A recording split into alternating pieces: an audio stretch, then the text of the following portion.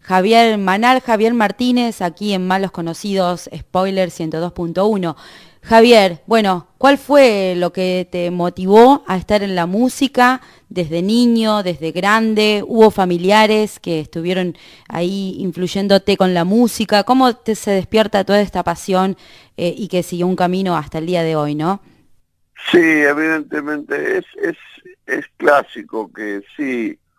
Mi familia era muy melómana, muy musical y también muy aficionada a la literatura, al cine. Mis padres, se escuchaba música de todos los géneros en mi casa. Había un interés así, te diría, muy amplio, diría yo, enciclopédico.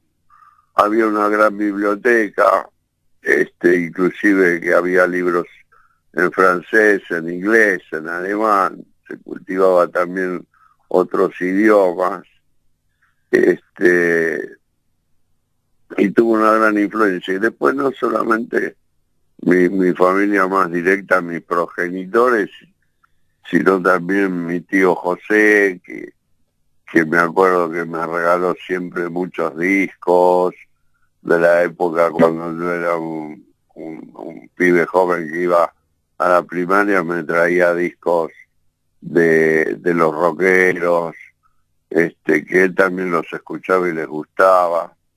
Y mi papá tenía discos de jazz y discos de tango, y se escuchaba mucha radio.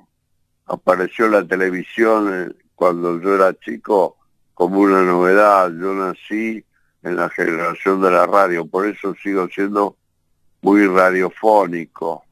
Y yo escuché mucho tango, escuché mucho folclore, mucho jazz, mucha música clásica, radiofónicamente, ¿no?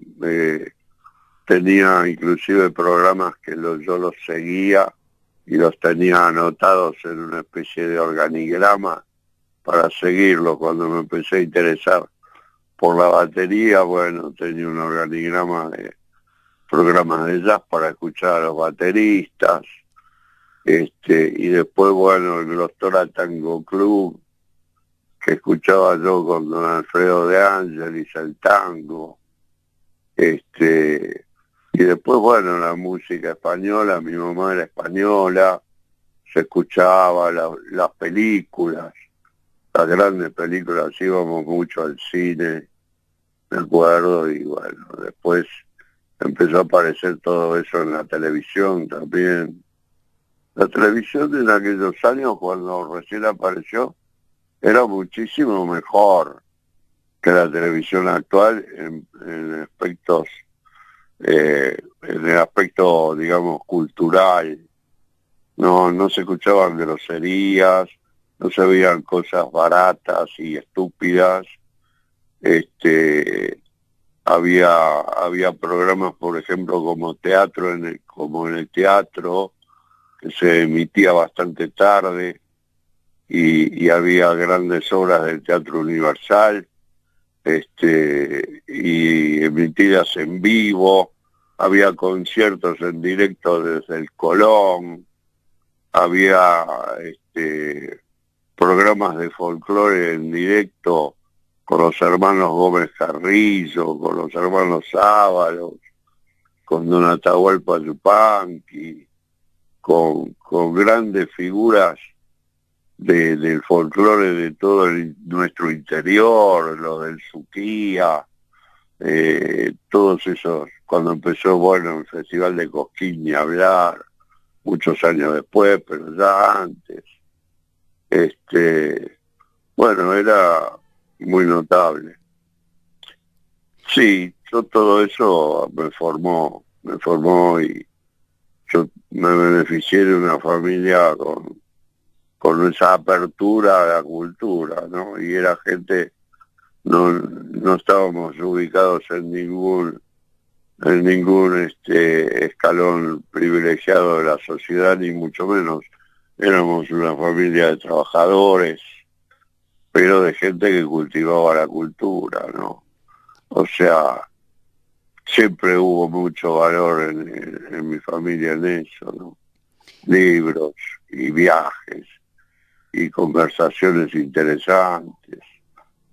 Y bueno, y un barrio donde había personas de los más diversos orígenes, inmigrantes de Europa y también inmigrantes internos, desde esa época en que empezó la inmigración interna nuestra, que empezó a venir mucha gente del interior a vivir a Capital, y también conocimos a través de eso el folclore, las danzas y todas esas cosas nuestras, digamos. Y había muchos artistas en la radio, don Antonio Tormo, por ejemplo, que se llamaba el cantor de las cosas nuestras, y nos enseñó el folclore que a lo mejor no lo hubiéramos conocido, la música del interior, etcétera, etcétera. Fue muy enriquecedor. Bueno. Y era muy rico en cuanto a cultura universal, ¿no?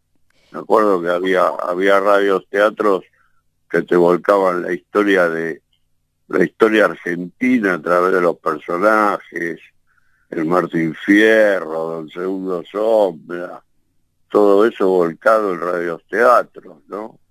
Aprendíamos mucho de nuestra cultura también. Bueno, y gracias a toda esa base que has tenido, hoy disfrutamos, me incluyo, generaciones y generaciones de temas, letras, música, tonos con calidad, ¿no? Y agradecemos eso, se agradece. La verdad que hay artistas que merecen todo su reconocimiento, y bueno, por eso nosotros queríamos que estés en nuestro programa. Sos una eminencia. Nosotros acá en nuestra ciudad amamos el rock, pero amamos también, como te decía antes, a los grandes artistas que hicieron historia y que siguen haciendo en nuestra música nacional. Javier, después de toda esa base que contaste, todo con lo que te has instruido, ¿cuál es la música que hoy escuchás además de lo que haces? ¿Escuchás otra música o te gusta quedarte en lo tuyo? No. Como te conté, escucho toda clase de música, ¿no? Escucho música clásica en la radio. De vez en cuando me gusta ir al Colón a escuchar algún concierto. Y sigo también otros géneros. Sigo los festivales de Cosquín, de folclore. Me gusta seguir el desarrollo del folclore nuestro. También escucho tango, siempre, a través de discos, a través de programas.